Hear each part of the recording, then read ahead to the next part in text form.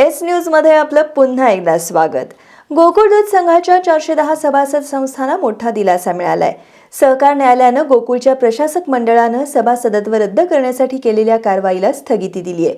ही कारवाई प्रथमदर्शनी बेकायदेशीर आणि अधिकारबाह्य असल्याचे निरीक्षण देखील न्यायालयानं नोंदवलंय। विभागीय उपनिबंधकांच्या आदेशानंतर गोकुळ दूध संघाच्या 427 सभासद संस्थांचं सभासदत्व रद्द करण्यासाठी प्रशासक मंडळानं 10 जुलै 2026 रोजी ठराव मंजूर केला होता। या ठरावाला राधानगरी तालुक्यातील करंजफेंडच्या श्री शिवशंभो सहकारी दूध व्यावसायिक संस्थेसह इतर 3 संस्थांनी सहकार न्यायालयात आव्हान दिलं होतं। सुनावणीवेळी याचिकाकर्त्यांच्या वतीनं बाजू मांडताना ॲडव्होकेट प्रबोध पाटील यांनी कलम 25 नुसार सभासदत्वाबाबत कारवाई करण्याचे अधिकार संचालक मंडळाला असून अंतिम निर्णय वार्षिक सर्वसाधारण सभेत घेतला जातो। त्यामुळे प्रशासक मंडळानं केलेला ठराव कायद्याच्या चौकटीत बसत नसल्याचा युक्तिवाद केला। तसंच संबंधित 427 दूध संस्थांनी गेल्या 3 वर्षात गोकुळ संघाला सुमारे 4.5 कोटी लिटर दूध पुरवठा केलाय। त्यामुळे या संस्थांचं सभासदत्व रद्द करणं नैसर्गिक न्यायाच्या तत्वांच्या विरोधात असल्याचं न्यायालयाला सांगितलं।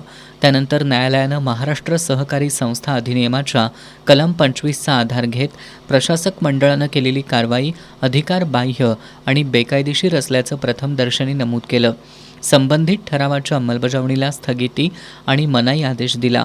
या आदेशामुळे गोकुळ दूध संघाच्या निवडणुकीत संबंधित 410 संस्थांना मतदानाचा अधिकार बजावता येणार असल्याचं न्यायालयानं स्पष्ट केल्याचं ॲडव्होकेट पाटील यांनी सांगितलं।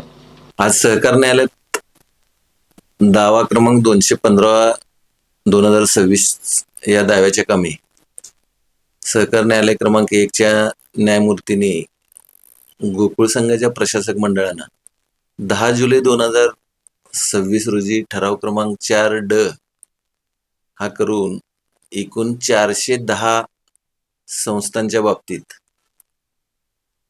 त्यांच्या सभासदत्वाच्या बाबतीत कारवाई करण्याबाबत नोटिसा दिलेल्या होत्या।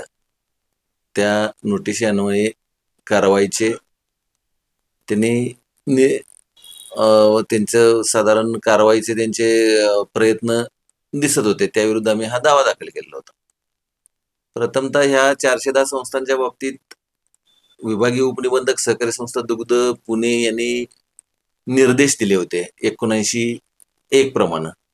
सदर निर्देशाच्या बाबतीत आमच्या ह्या वादी संस्थांनी उच्च न्यायालयात याचिका दाखल केली होती। त्या याचिकेचे कामी शासनानं आम्ही ह्या संस्थांचे सभासदत्व रद्द केलेले नाही आणि नैसर्गिक न्याय तत्वाप्रमाणे पुढील कारवाई होणं गरजेचं आहे अशी भूमिका घेतली होती। न्यायालयानं सुद्धा अशी भूमिका घेतली होती। त्याचा गैरअर्थ काढून प्रशासक मंडळानं या संस्थांचा सभासदत्व रद्द करायचा प्रयत्न सुरू केला होता। त्यासाठी हा ठराव करून त्या ठरावांच्या अनुषंगानं नोटीस काढण्यात आलेली होती।